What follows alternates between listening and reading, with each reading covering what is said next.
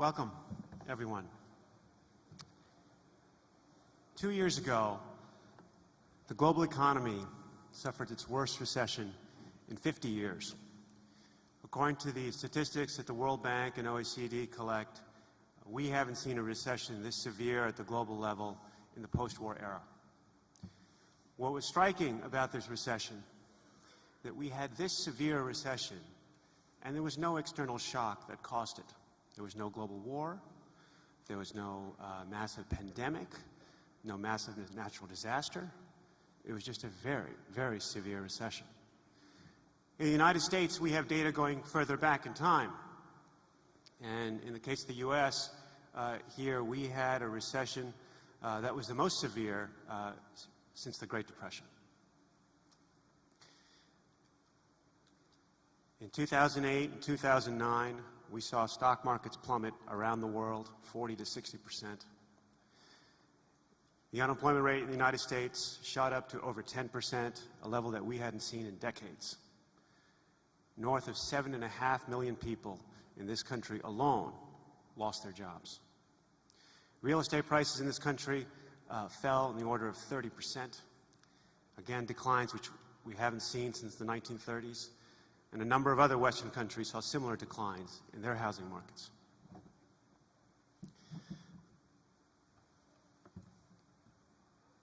So here we are today, 2 years later. It was a severe recession, and so what's happened? Well, governments around the world responded very aggressively to what happened. We saw a concerted attempt to pull economies around the world out of this recession in a manner that we haven't seen, arguably, in our history. Central banks around the world cut rates dramatically. In the developed world, interest rates have been cut essentially to 0%. Governments issued massive amounts of debt, again, led by the U.S. in particular, to help support the economy, to cut taxes, to boost spending, to help support those who are unemployed, and many other projects to get the economy going. And the verdict so far is that it's worked. The global economy is recovering. Stock markets have recovered, economies have recovered, some more than others, but overall there is a recovery underway. And the reality is the U.S. did not go into another Great Depression, and that was the fear at the time. Perhaps the best evidence of it is right here in New York City. Namely, the evidence here is what you don't see, which is to say, we don't see Central Park covered with shanty towns, as we did in the 1930s. But there's a very stark reality that's still with us here today. 2 years after this recession, the unemployment rate in this country still stands at nearly 10%. Over 7 million people have they're still out of a job. Real estate prices in this country have yet to bottom. And meanwhile, in a number of European countries, are headed actually back into recession. Greece, Portugal, Ireland, and perhaps Spain as well. And what's happening in those countries is a very sobering reminder to us here in the U.S. as well, because in their cases, those governments used their capacity to borrow money to support their economies 2 years ago, much like we did. And today they find themselves unable to service those debts, and they're headed back into recession because of this. This remains a risk for us as well, looking forward. Did we, in fact, spend all this money to support growth in the near term, and yet we're going to have to pay it back later? So we've only deferred our day of reckoning. The other really sobering reality of the U.S. is the fact that we spent more money, the government here, to support our economy than we've done in our entire history. And yet what we have to show for it is the weakest economic recovery in our history. If you look at most recessions in the United States, we tend to go down sharply, and then we tend to come back pretty sharply as well. That's not the case this time. We spent the most money we've ever spent in our history to support the economy, and we have the least to show for it. And the number, again, that's no more stark is the fact that over 7 million people are still without a job. So these facts bring us to this event today. The question in front of us is, how do we build a human economy for the long term in a post-crisis environment? the level of debate on this question has really centered on what can government do? What policy response should we apply to get the economy going? But the evidence to date is that approach just has not worked. And so our goal today is to go deeper into this question than what you've heard, I think, in most conversations. We had an event here 2 years ago at the Encounter, at the beginning of 2009, just as the crisis was still unfolding. We invited 2 macroeconomists and a professor from Columbia to help us look at what was going on. Why did it happen? What was going on? How do we respond? And even there, we started to think about this question. Was there a deeper cultural question here that we needed to engage with? I think the evidence of the last 2 years says most definitively yes. That we need to look again more closely at our humanity. What is our relationship to work and finance? And hence, how can we move forward in a more enduring fashion? We have today with us 3 distinguished guests to help us answer this question. To my right is Clara Gaymard, who you just heard from a few minutes ago. She is the Vice President of Government Strategy and Sales at GE International and President and CEO of GE France. She oversees a company of 10,000 employees in France. And we're fortunate to have her here because I think she can offer a perspective that doesn't just sit at the macro level alone, but allows us to go deeper into the level of experience. How do we engage with work? To these questions of when to invest and not to invest. When do you hire and you fire? But at a more basic human level, how do we engage with work? Carla Hendra was named the founding chairman, Global Strategy and Innovation at Ogilvy in Mather Worldwide in 2010, and was also appointed to the O&M Worldwide Executive Committee. Carla has been working for Ogilvy for nearly 15 years and been a driver of digital data and technology innovation. As a brand marketer with depth in digital and emerging technology, Carla speaks frequently at a number of industry conferences. And then to my far left is William McGurn. William McGurn is a vice president at News Corporation who writes speeches for CEO Rupert Murdoch. Notably, previously, he served as a chief speechwriter for President George W. Bush. Bill has served as chief editorial writer for the Wall Street Journal in New York. He has spent more than a decade overseas in Brussels for the Wall Street Journal Europe and in Hong Kong with both the Asian Wall Street Journal and the Far Eastern Economic Review. The format of today's session is a Q&A session, and as we've talked about, Clara, we'll start with you. Oh. You work for I hope you won't be tired of me. Clara, you work for a remarkable company. GE is a company that has an enormous presence in the financial world and in the manufacturing world, as conventional wisdom likes to call, or Wall Street and Main Street. You also work for a company that has a very far global reach.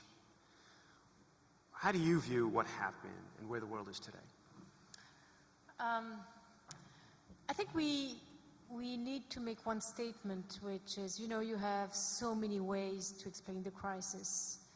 But there is one thing which is evident, is that this crisis didn't came because of lack of knowledge, because of incompetence. It came from the best experts. I mean, the people who drove the world,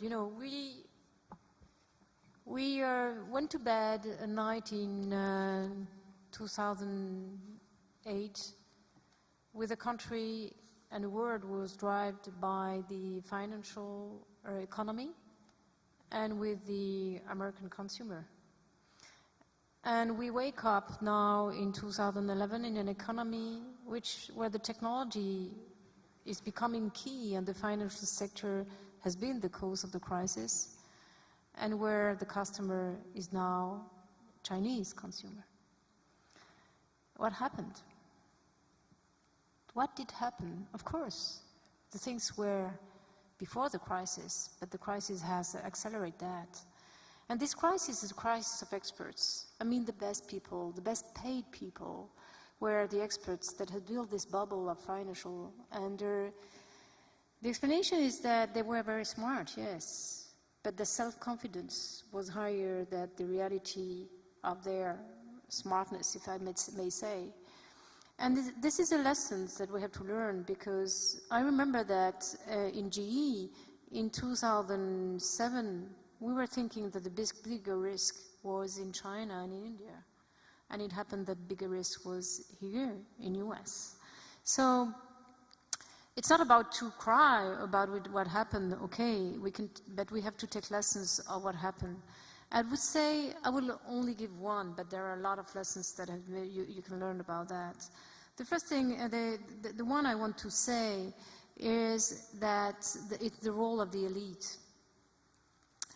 You know, in a period, let's say that we are in the same boat, and the weather is beautiful, and some of you will discuss with each other, some will have food, some others will look at the landscape, some of you would go fishing, and we will all enjoy the life. But the day the storm is coming, and you can't see anything, and the future is black, and it's stormy weather, you have to reduce the speed and everything, all the eyes are coming to one point. And the point is the captain and the team of the boat. So the role of the elite is even more important today, because they have to give the example. And I would say that one of the first lessons that we have to learn today, we are speaking a lot about governance and so on. It's the behavior of the leadership people. Do they have taken the lessons of the crisis? Do they behave in a humble way? Do they accept that they have made mistakes? Do they accept to recognize that they are responsible of what happened? I'm not sure. I'm not sure, but I think it's not about to say that there are some who has made the mistake and not the others, but I mean, when there is a crisis, our role, and I take it for my grant, our role as a leader is to say that everything I'm doing every day, and even the very simple thing, has to be an example. And for example, I'm traveling very often. I never take 2 hours to make tourism. I pay my stamps, I pay my food. You know, it's small things, but it's just to show to my team that it's not because I'm a CEO of a company that I can allow something that I don't allow my team to do. This is one thing. The other thing about the behavior of the elite is that we will have other crises. This one has been a big crisis, but there will be others. For very simple reasons, you know, we are 6 billion on the planet, we will be 9 billion on the planet, we have a multipolar world, we had US, USSR, and after US, China, now we have China, India, Brazil, Russia, Iran, all the countries are growing up and wants to have a kind of leadership. So on the political statement and then the economical statement, we'll have more and more crises. And we have been educated on the way that to succeed, we had to execute. Yes, we have to execute, but we have also to have the courage to be innovative, to be creative, to fail, to rebound. And that comes to the heart of the American spirit. And maybe during those years before the crisis, because things were easy, we have forgotten that the life is not easy, and we have to go back to the deep fundament of America. Why we admire your country is that in your country, you are an immigrant, you are born here, everything is possible if you work hard and you dream it and you want it. And this is where the role of the elite is there, is to help to come back to that, where America can always and still can remain a dream, not only for you, but for us who are looking to you. Thank you. So Bill, maybe we could follow on what Clara was just saying about this problem of experts. I mean, one of the things that really strikes me about the level of debate on what happened is that there's still a huge disagreement as to what caused the problem. There's a constituency that says, you know, the problem really was there wasn't enough government oversight. enough, the Federal Reserve, the SEC, and the government really wasn't paying enough attention to what these crazy bankers were doing downtown New York. There's another side. This is actually was the exact opposite. The problem was that there's too much government intervention in the private sector, and whether it's the Federal Reserve keeping rates too low or these big mortgage agencies, it's too much government.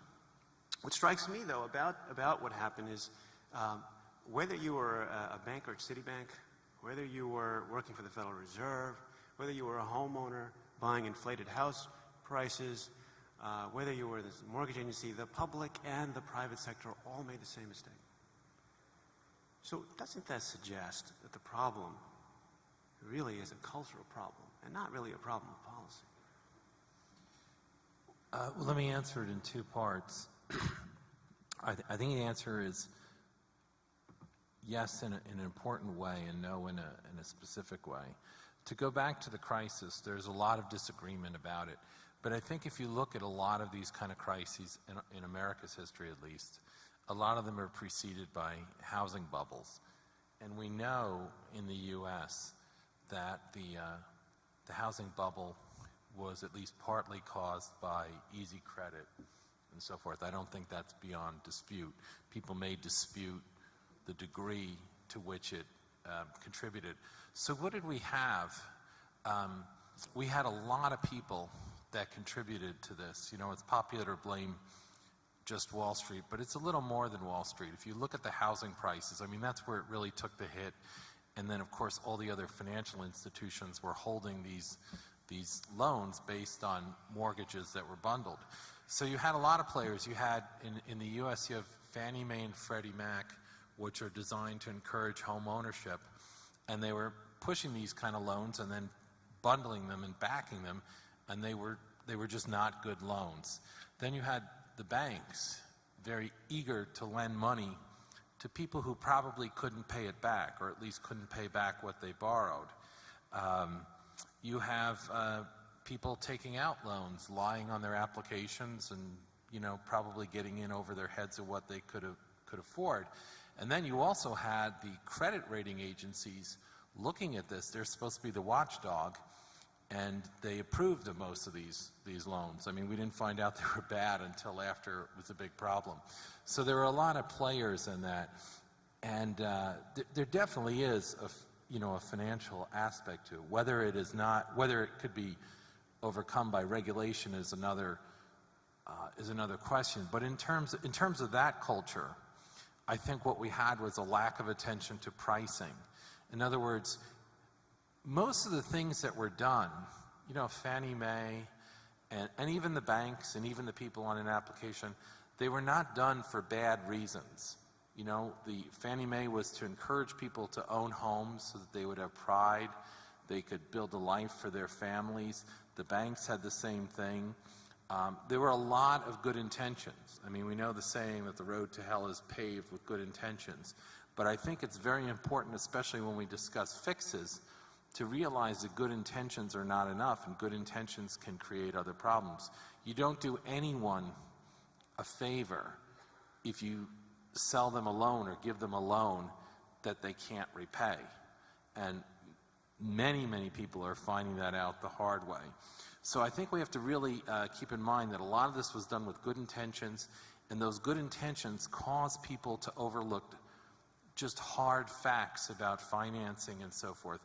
You can't change, you can't change your salary, what you can afford, just by having a good intention, someone wanting to stretch things for you. And I think we have to keep that in mind. We also have to keep in mind that a lot of these institutions, I think you were mentioning, the Fed and so forth, I mean, they were all created for varying degrees to solve these kind of problems, and they haven't. You mentioned the elites. All these years, in the wake of every crisis, we generally create another institution, and it doesn't solve the problem.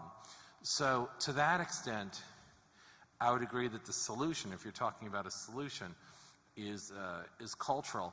But I wouldn't pose it in terms of a solution. I don't think that there are answers, especially when we get to the culture. My understanding of Catholic teaching is heavily influenced by the newly blessed Pope John Paul II.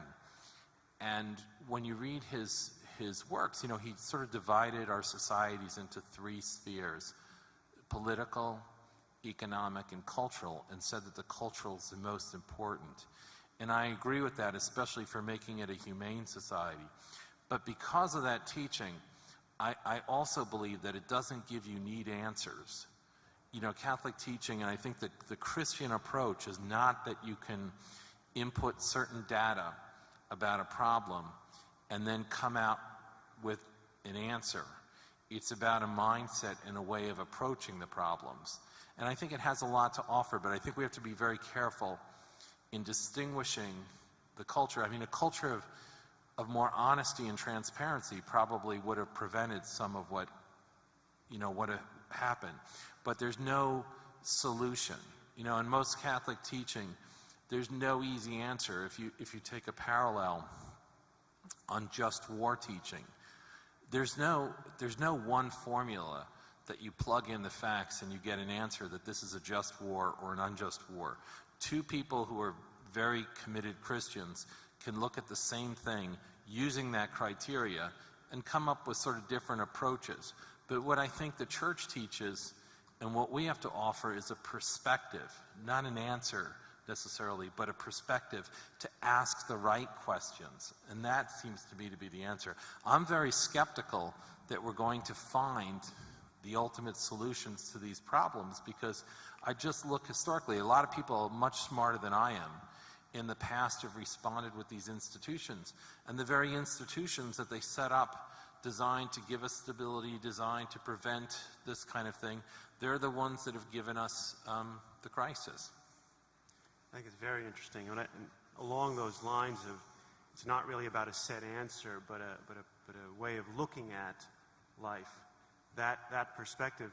Maybe, Carla, you could help us make this more concrete with regards to your own company and your experiences of the recession, of the crisis. How did you respond to it? And do you think, are there lessons that you've learned as to how one might engage with work differently? Well, I'm part of a company that is a public company, so that right away means that we have to operate in a certain way, and we operate against performance requirements and have big responsibilities to our shareholders. And that's very different from privately run companies. So everything I'm going to say probably has to have that lens applied to it. And I'm also part of the advertising and marketing services business. That's what I've been doing for 30 years, and I've been through at least two recessions as an executive, where I was responsible in the early 90s and then again after 9/11 for restructuring businesses, and of course very much a part of that in the years 2008 and 2009, where I was looking after the North American region of our firm. And it was definitely the worst one, but it was also something that I'd had some experience with, and we had to approach from the point of view of, a business is in business to provide a financial return to the shareholders, but it's also made up of people. So it's a terrible, terrible thing to have to go through looking at the parts of the business that you're going to have to reduce and making the very hard choices that have to be made. Now, in our industry, in that 2008-2009 period, we had a sort of perfect storm. We weren't just being affected by the financial crisis.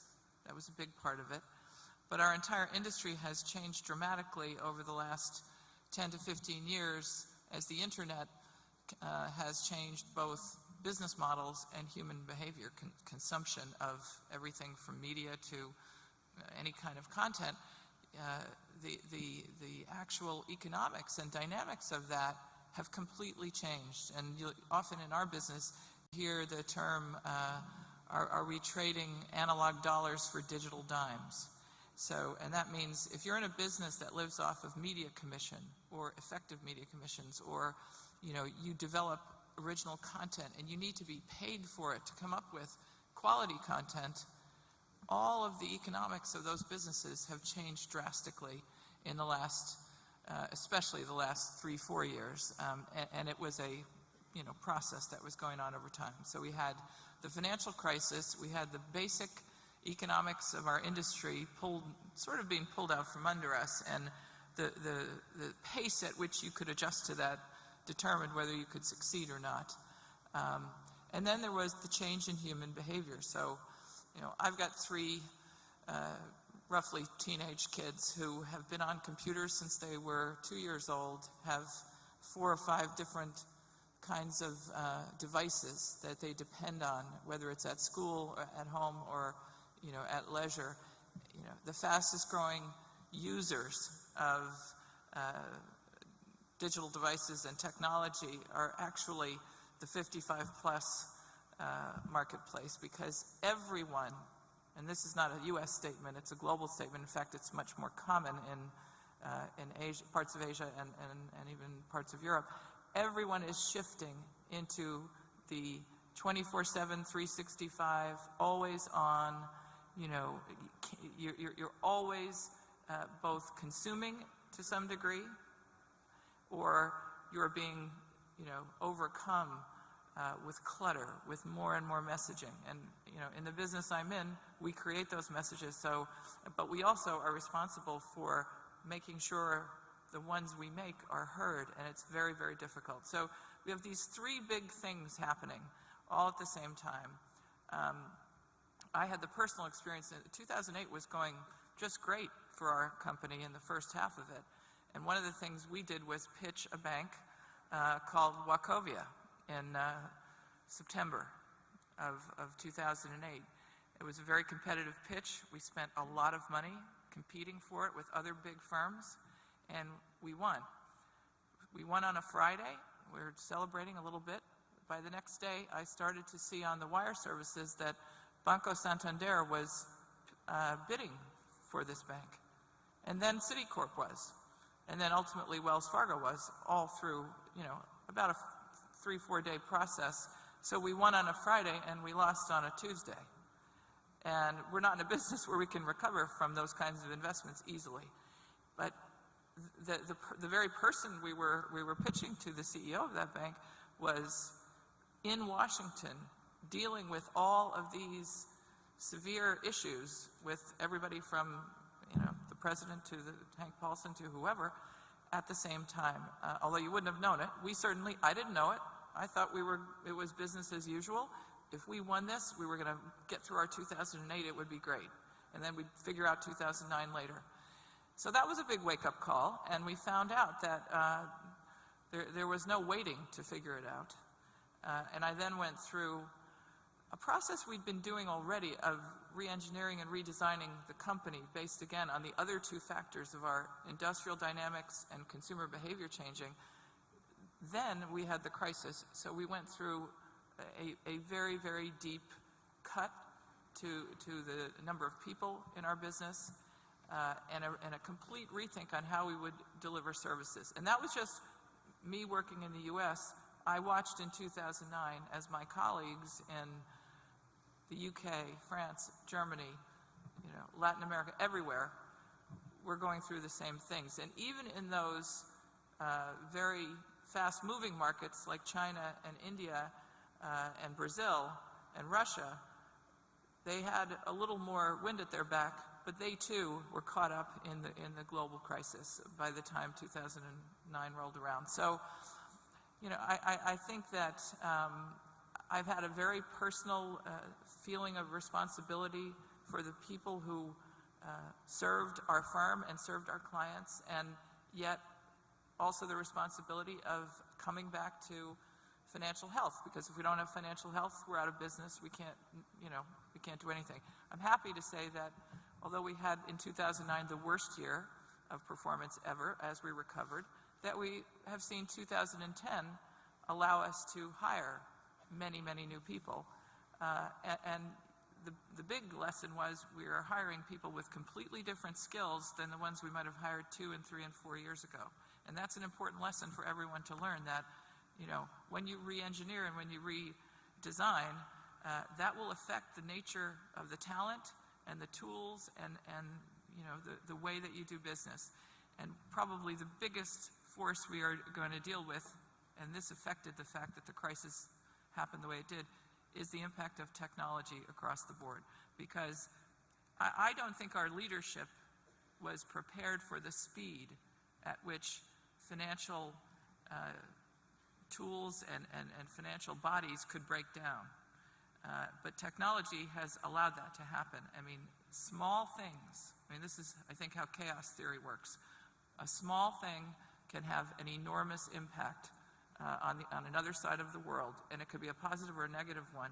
And we now have to understand what those tiny little things are. There are some bigger macro things like just relaxing our risk and credit rules too much. That's one we should just learn and not ever forget. But there are other far more arcane pieces to I think, the economic and financial story that we're going to have to be able to watch. And I don't think that necessarily means more regulation, because regulation is expensive for businesses. And we learned that from Sarbanes-Oxley. Now it's going to be even worse. So it's a balancing act. But I think you know, those are probably some of the big lessons that I've had. So, Clara, maybe I could ask you a similar question. In your experience managing a company of this magnitude, with this many employees, what is the difference of this perspective that Bill talked about? To be Catholic, to look at the value of work differently. What changes?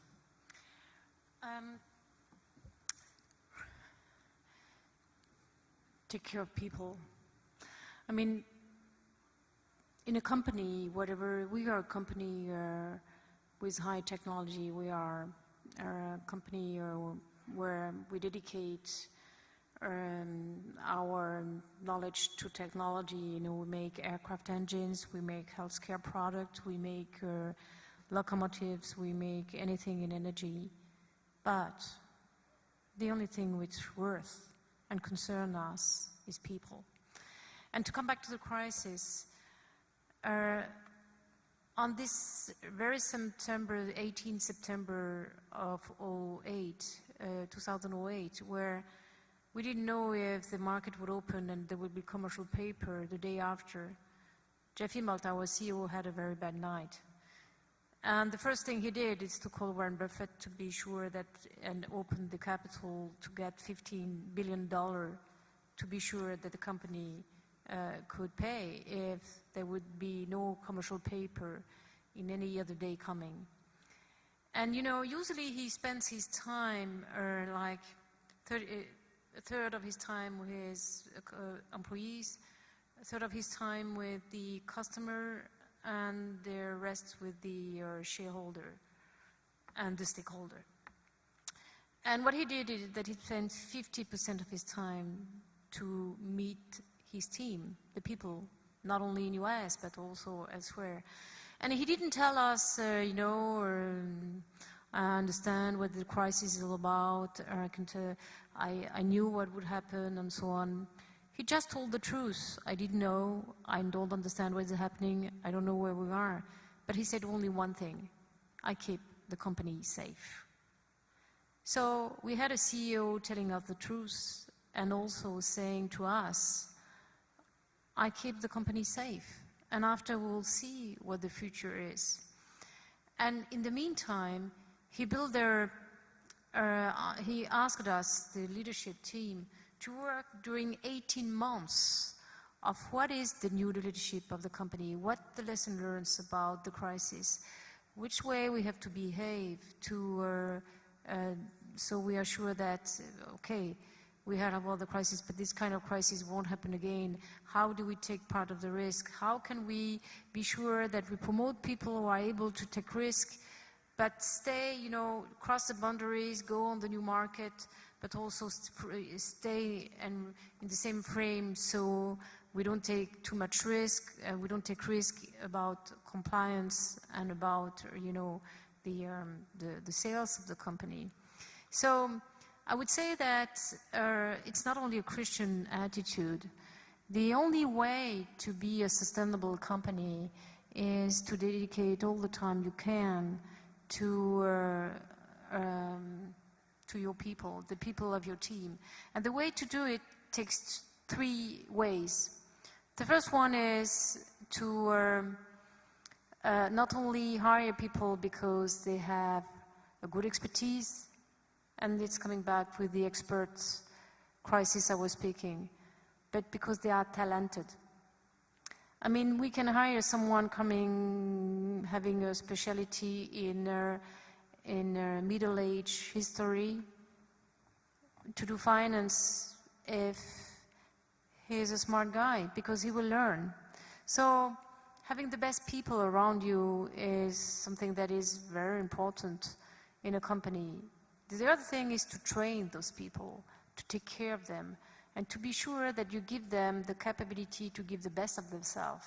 Not only to do the best job in the position where they are, but to build on what they are. And you know, when I hire someone, I always tell him or her, you know, I give you 3 months to do in 100% of your time the 100% of the job I'm hiring you for. But I'm expecting for you that you will do 100% of the job in 80% of your time after 3 months. And in 1 year time, I hope that it will be only 50% of your time you dedicate on 100% of the job I'm giving you. Because I'm giving you the floor.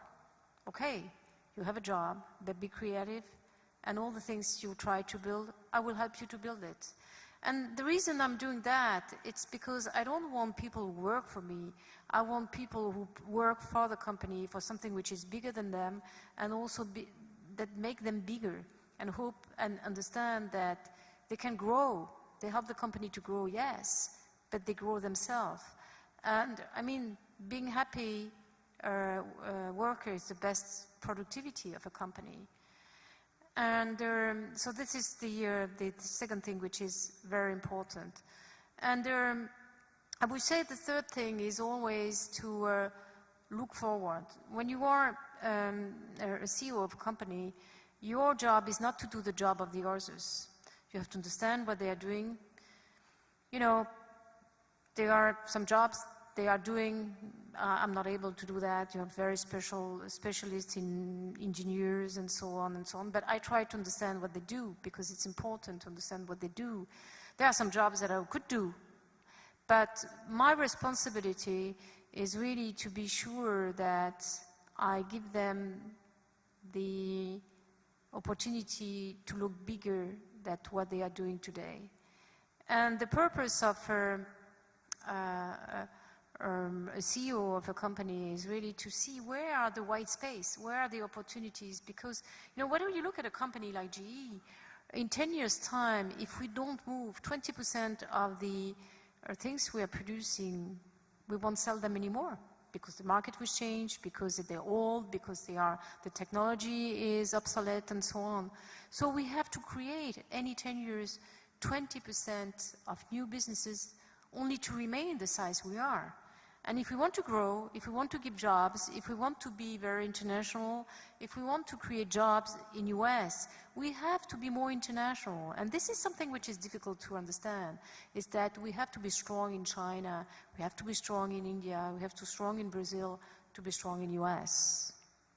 You know, sometimes we believe that because we are creating job in China, we are destroying job in US.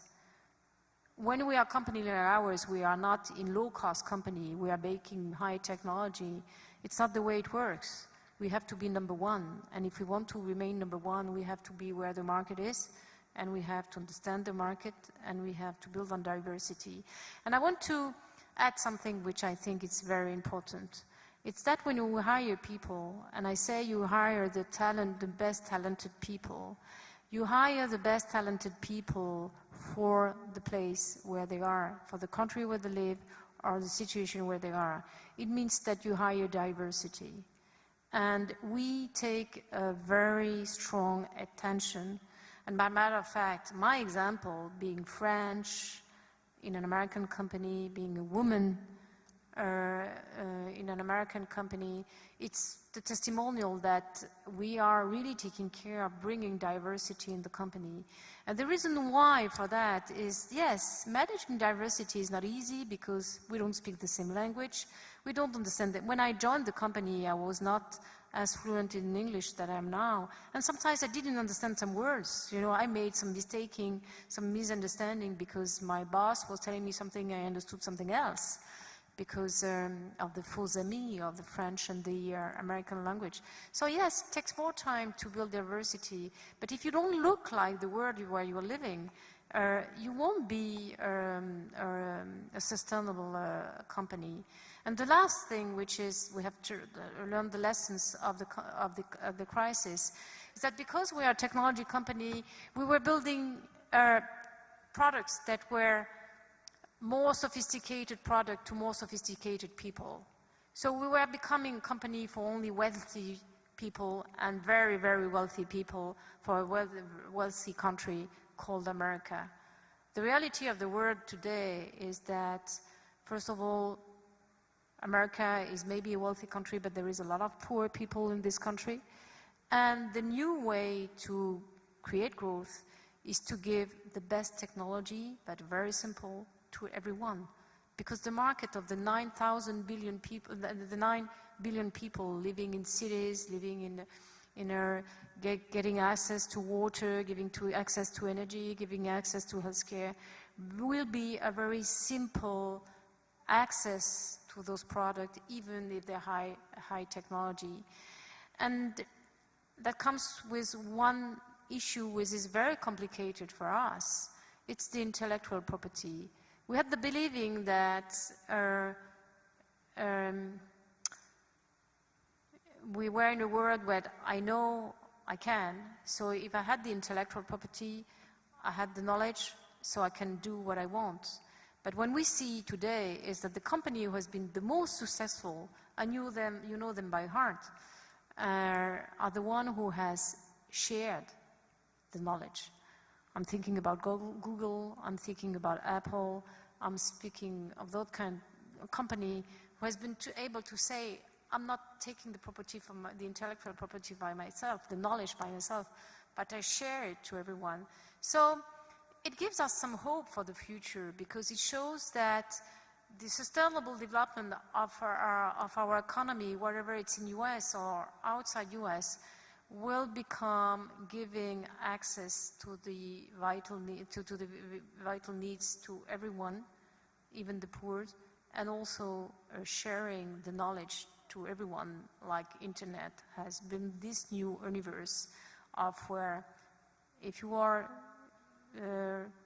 poor in India, but you are smart enough to connect to internet, you can build and you can be successful everywhere.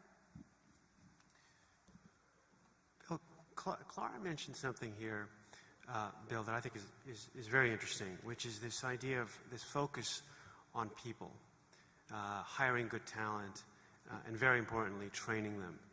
One of the things that I find just sorely lacking in the dialogue, again, of what's going on is the focus, again, is all about policy and what to do and who should do it and so on and so forth. But the longer-term driver of economic growth, and there's no disagreement about this in the economic sphere, are labor force growth and productivity. And for our audience, labor force growth is pretty self-explanatory. It's population growth and immigration policy. Productivity growth tends to be more about education. It's also about some other things, but education plays a very big role in this. The dialogue in this country is about reducing immigration. There's no conversation about, education in a substantive way, right? If you look at all the dollars that are being spent here, that's not the focus. Shouldn't this be the focus? And how do we get this economy onto that sort of track? I agree. Actually, that was one of the areas I wanted to pick up on people. If you, having worked for both government and the private sector, I think most people would say, as an employee, I'd say that the private sector is far more humane than the government. Most people's experience in the government is not very good. And as consumers, you probably know this, if you go to any McDonald's, you're going to be treated a lot better than if you go to any post office or division of motor vehicles. I mean, it's just, and there's a reason for that. It's not that the people are any worse, but there is accountability in the private sector. If you don't treat your customers well, they don't come back. Look at the public schools in New York and the parochial schools. I mean, a tremendous difference in performance because one is accountable to people and one isn't. So I think I would divide it in two spheres. One is when we're talking about a humane economy with regard to people. One is the external. What are the arrangements that encourage a humane economy? What does the society do to allow people, like the people here that employ, to do it in the right way and so forth? And I would say one of the things is don't make people too expensive. Don't make it hard for them to hire people by making it too expensive, by piling either by regulation or by imposing some cost burden. You want it to be easy for people to get a job. I lived in Hong Kong for 10 years, which has minimal regulation, and I think labor is much better off because they're far more mobile. There are a lot of people, there are probably some people in this room that stick with a job that they hate because the benefits, they're stuck and they can't go somewhere else. So I think one thing in the externals is to not make people too expensive, so make it easier for them to get a job. The second is give them the tools to get a job. One is a decent education. Our inner cities across America are failing children, largely African American and Latino, by tremendous numbers. These kids, by the time they're 9, start diverging from everyone else, and they're going to be on the fringes of a prosperous society unless we change it. So I think, one, you have to give them the tools, and also the lower down someone is on the talent scale, the more important cultural factors plays in their success. For example, dressing appropriately for a business, having the discipline to show up, all these sort of social virtues that we need to give children that are entering so they can succeed. Finally, I'd say it's related to the cost of people in terms of, again, external incentives. Recognize that there's a cost benefit when the government does something, especially when it requires a business to do something. For example, we're in a big argument about healthcare now. I mean, in my little town, I know a lot of small businesses. I'm talking about a delicatessen, a restaurant, a little stationery store. They would love to hire someone else, but they're afraid they can't afford to pay for the health care. Now, you add these people up, how many people that don't have jobs because of this cost benefit. Now, maybe sometimes you do have to put a regulation and you do have to require, but too often we draft these rules and just impose these things without doing the overall, what is the cost and benefit? I mean, you don't do that in your home budgets. I mean, you might want to buy a new car, a brand new car, and it would be really good for your family, help you, get to work, your kids, but you may have other expenses, tuition, and so you may say, as good as that car is, it's better to use my resources for something else right now. So I think those are the external things. Then the internal things have more to do with personal decency and caring. We've all worked for good bosses and we've all worked for bad bosses. And I think that even in the biggest, most impersonal kind of company, if people need to feel part of some kind of community, they feel maybe that they work for the company, but their unit. And that really requires a boss that looks out for you. And that doesn't mean that they can, again, defy economic reality. They were just talking about you occasionally have to lay people off, you have to do things, but there's a humane way and an inhumane way of doing it. I mean, I know someone that works at a Christian school who was fired in the most unbecoming way. A place that should have all these values and doesn't. And I can tell you from the way he was let go after 20-something years of service, I don't think that would ever happen in the private sector. I just don't think they would be treated that way. So what people want are leaders who recognize them as human beings. And that's tough. We need a culture that encourages those virtues. And most business people, I think they would tell you, every business leader that I've talked to, when you say, what's the most important thing to them? And they would say, attracting talented people and keeping them. And that's not just at the very top. Has anyone ever seen this new TV show called Undercover Boss on TV? It's where these CEOs of large companies go undercover. People don't know what they look, and they go to their own businesses, and they see how people are. And I remember the CEO of 7-Eleven, the convenience stores, went to some of his convenience stores, and he was shocked at how people talked about the company, that some people didn't think they were valued. And so I'm not just talking about someone that has a PhD in some advanced computer technology. He recognized that at this 7-Eleven, he saw one out in Long Island where the coffee machines needed to constantly go. That's the key to getting people. One of the women there worked really hard, and it's not just her. Anyone can fill a coffee can with the coffee and put the water in. It's more than that. She knew the customers. She had a relation with them. She was a very, very valuable employee. And I think if you ask most employees, what do they want? They really want to feel valued. They want to feel that you know them as a human being. That doesn't mean that, again, you can pay them anything. You have to live within your means. And I also think it's a two-way street. I mean, where I've worked, when I was in the White House, I was a manager. And it's a very stressful place because it's very political and very demanding on people's times. But people are people. They have weddings they want to go to. They have children. They have different things. And my view was it's a two-way street. Yes, I'll give you the time off to do this. But you have to recognize that we as our little department have needs too. So I think in the private sector, they generally work it out better. I mean, yes, the boss needs to recognize this woman has young children to pick up and all sorts of things. But the other person has an obligation to recognize what the boss needs. And the more we can bring it to that level, to treating people humanely, I think we can do it. And everyone sitting here has their own example of a boss that they really liked and a boss that they didn't. And most of it, I think, is little things of letting people know that they're valued and treating them accordingly. I have a nephew. I mean, one of the analogies I always look at is the military.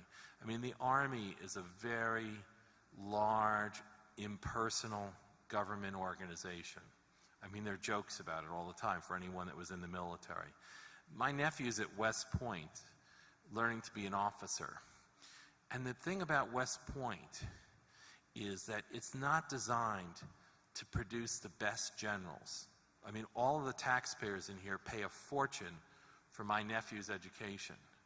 And the reason you do is that the bargain is that when your children are serving in uniform and are in harm's way, they will have officers of character leading them. Just as in the military, they sometimes have to send people into something that's certain death and so forth. But people in the military will tell you the best officers were kind of servants too. They recognize the people and the people get close. And my view is if the Army can do that, if you can do it in the Army, and people will recognize the best officers are people like that, doesn't mean that they shied away from discipline, doesn't mean that they didn't have to do difficult things, it doesn't mean that they didn't have to command people to go to their death in certain circumstances. But people trusted them. And I think that's the key. And we need, not only for people to do these things, but we need externally the incentives that allow them to do it in some ways. So it seems to me it's a two-way thing. It's both humane internally and externally with the rules and regulations of our industries and so forth that allow people to behave in a certain way. I mean, we don't want a manager saying, I would love to keep you, but I can't do it because the government just passed this regulation and it's going to cost me 25% more for whatever, and we can't do it. I mean, that seems to me a terrible, terrible trade-off. So, Carla, if we could talk along the same lines, maybe about some of the clients that you work with, right? So you work with not only do you have to consider the needs of your own company, but the clients you work with have to do the same thing.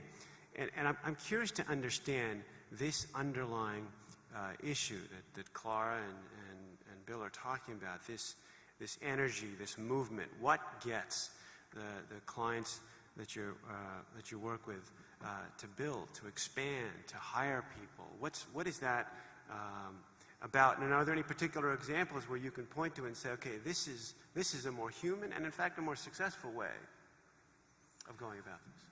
Well, our clients include some of the Fortune 100, 1000, as well as startup companies who are trying to make a name for themselves. And so we really kind of run the gamut. But you know, in the last couple of years, we work with a lot of financial services companies, so American Express globally and many, many banks around the world. In the U.S., we work with Citizens Bank. We work with the brokerage firm TD Ameritrade. And it's been very, very interesting to see their response to the crisis of the last few years and how they need to go forward, because there is no question that there was a very deep tear in the sort of trust equation. People and not just elites and not just people in poverty, everyone stopped trusting the financial institutions that we've become accustomed to dealing with our whole lives. And obviously at the same time, a lot of people stopped trusting government institutions and just big corporate institutions. Who can you trust? It became, I think, one of the big questions going around in everyone's mind. And so, you know, I was very proud to be involved with a couple of these clients who did specific things to kind of restore trust, you know, and to sort of reassure their faithful, the people that have been faithful to their brands, because by and large, they really do understand the value that every one of their customers brings to them. But, you know, there was going to be just a period of very tough times. So, you know, some of the things that we worked on with Citizens Bank, who were not really in the business of giving out a lot of bad home mortgage loans. They'd actually kind of been smart about that, but also self-interested. They didn't relax all of their credit risk profiles. But they needed a rallying call, and they needed new management because they did have some other things in their past that weren't exactly what they should have been. And with their new CEO, we were able to take something out of their DNA and their name even, which was Citizens. And we came up with a sort of charter and a rallying cry that said, good banking is good citizenship. Now, we could have done that in a way that made it seem like a tagline that would go on some commercials and be forgotten. But in fact, we didn't. We started with the CEO and what she said to her people, because the biggest asset they had was that they were a community-oriented bank who had brought real value to their communities as a whole, and who did a huge number of great things for their people. And they didn't talk about it much, so it was kind of a secret. So we took what was in their essence, and we added to it some creative thought that was, what is the purpose of banking? It's not for a small number of people to make a whole lot of money.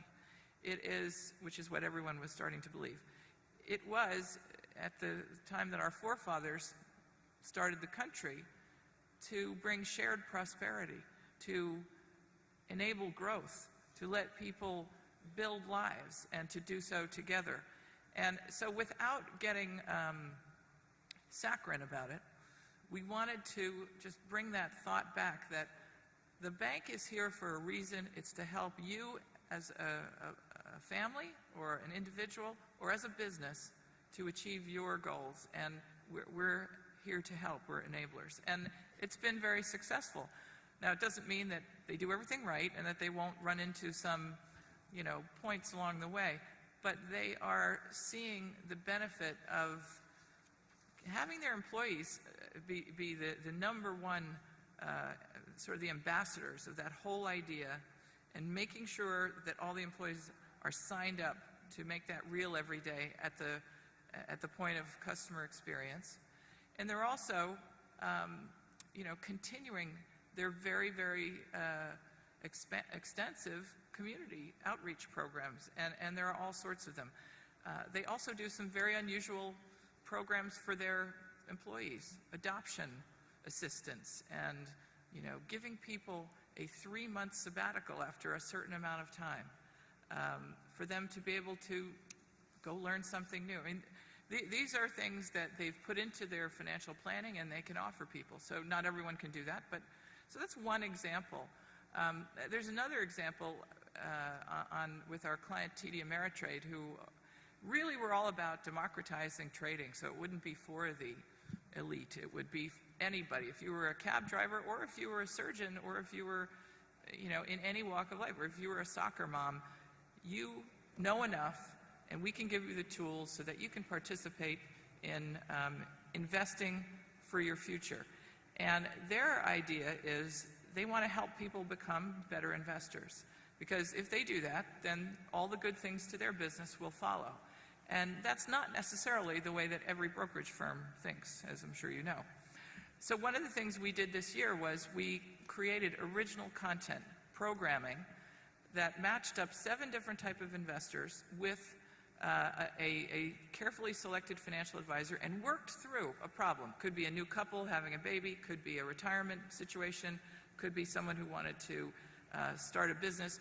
We had 7 different types of life situations, and we put this out at the end of last year, just on the internet. It could be on television eventually. And it didn't sell product. It wasn't about selling one single TD Ameritrade product. It was just education and showing people how, which they believe will, they were the sponsors of the program, that will get their brand to be thought of in a new light as people that care and want to help people become better investors. Now, I don't know if those kinds of, I've worked for a lot of financial services companies, and some of them would never have done both of the things I just talked about. It's not in their DNA. So I don't know if that came out of, necessity being the mother of invention, that when there's no trust, you must do something to restore it. That's part of it. But I also think fundamentally, these companies are led by people who have values. And one of the things we know best about consumers is that they do like brands, but they like brands that share their values. So the fact that the leadership has values that they take out into the way they operate every day is very, very important on from a people's point of view and also from a business point of view. Great, thank you. We're at the point now where we need to bring this to a close. First of all, I'd just like to point out to you that there is an exhibit here on the economic crisis, talking very much about the issues that we've just discussed. It's called Behind the Crisis, Beyond the Crisis, a New Concept of Work and Finance. I'd like to offer just a few concluding remarks on what we've just talked about. As I said at the beginning, we've just experienced the worst recession in the global economy in a half a century. And despite all of our attempts to get this economy going in particular, we still stand today with quite a few people out of work and an economy that's still growing at a very, very slow pace. This question that I think we raised at the very beginning is what is a different way of us engaging in the concept of work? I think there are things that emerge today from our speakers that I think are really, really crucial. The concept of what fulfills the human being is more than just a paycheck. And to be aware of the fullness that we were made for is important. It's not something that comes after work. One of the parts of the exhibit talks about human desire. I just want to read to you what it says on it. It says, "Desire is the essence of human nature and the engine that moves everything. Reassessing what can move us beyond the crisis is the same as reassessing what moves us at the start of every day. In order to begin anew, we can only start from what drives a person to face life and work. There are many theories about what motivates people to work, but at their roots lies a compelling force, the desire to achieve happiness and make it complete and lasting. This desire for fullness of life is the essence of human nature. Not only does it set us in motion to search for the infinite and ultimate meaning of life, but it also pushes us to work in order to transform reality to make it more suited to the ultimate demands inscribed in our nature. Contrary to certain socioeconomic literature, the attitude toward work is directly correlated to the extent with which one lives his or her deep nature. which is desire for justice, truth, and beauty. And I was really struck by the fact that this actually came out a number of times. This desire to be valued, desire for happiness, the desire for belonging, that these were all parts of the nature of work and not something that comes after work.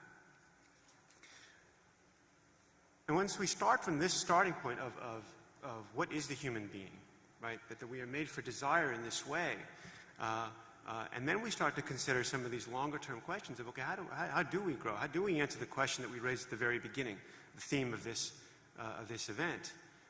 We look at the longer-term drivers of growth and labor force and productivity.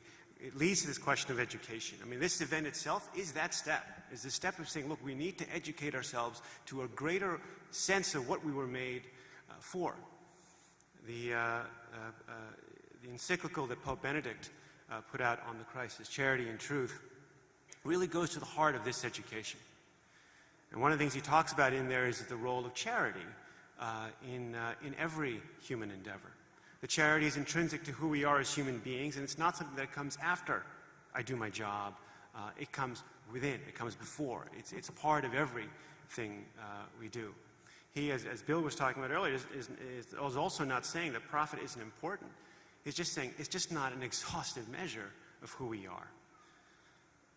So the starting point of desire, this need for an education of our reason, of our freedom, towards, again, many of the things that we're talking about here also lead, I think, to certain things about what's happened in this crisis that also, I think, emerged in a number of the comments that were made today. I mean, Clara talked about, the CEO of GE saying, in the midst of this crisis, I mean, what did he say? I'm going to keep you safe. He didn't say, I'm going to make you X return. He didn't say, you're going to have, this kind of job or that kind of. He said, I'm going to keep you safe. There is an ethic in the United States, and Clara also referred to this, right? It's a very definitive ethic in the United States of the self-made man, right? We pull ourselves up by the bootstraps when things are down, and we go out and we tackle the world. And there's a great positivity in this that underlies the culture in this country. But it's also the case that this positivity needs to also be understood as to where does it come from? Why do we have this positivity? Because in truth, if we look at this statement, the self-made man, it doesn't make any sense. There's no such thing as a self-made man. The life itself points to this fact: we don't make ourselves. And this suggests that man is made to be in relationship. The CEO of GE speaks in this way to his employees. The Clara sets an example to her employees for this reason, in relationship with her employees. The way Bill talked about a good boss or a bad boss, the sense of belonging, this relationship. So if we begin to start anew with this gaze towards the human being as someone who's filled with this desire for the infinite, and that this carries through in everything we do in life, then this relationship piece also really matters. It changes the relationship between employer and employee. It changes the relationship between government and its citizens.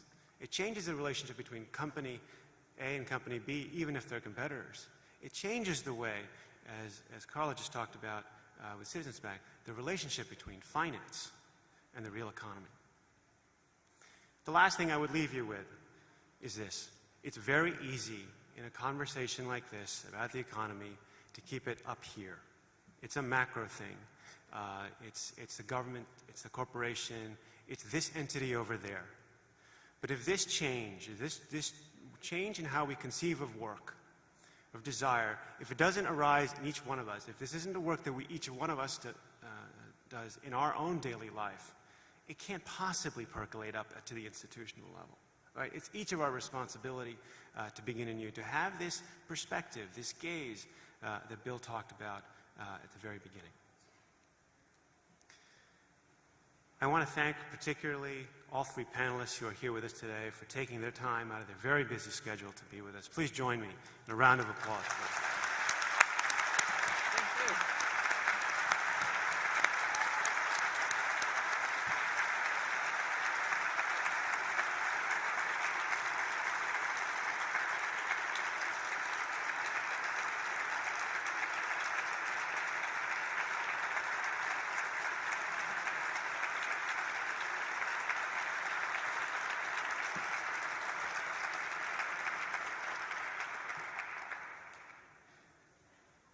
Our next event will start in 15 minutes in the conference room in the first balcony.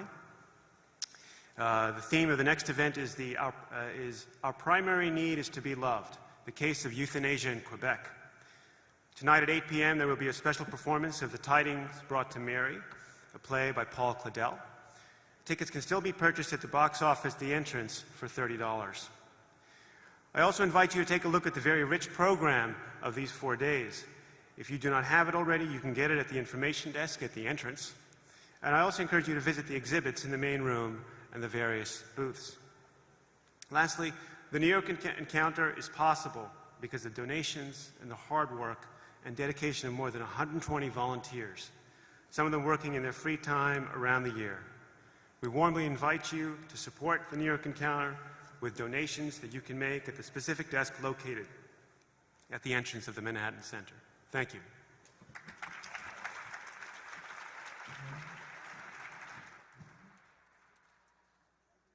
Great job. That was great. That was a very nice close.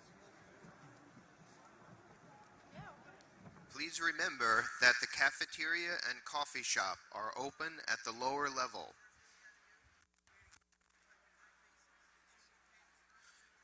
You can purchase New York Encounter books and gifts and CDs on the mezzanine.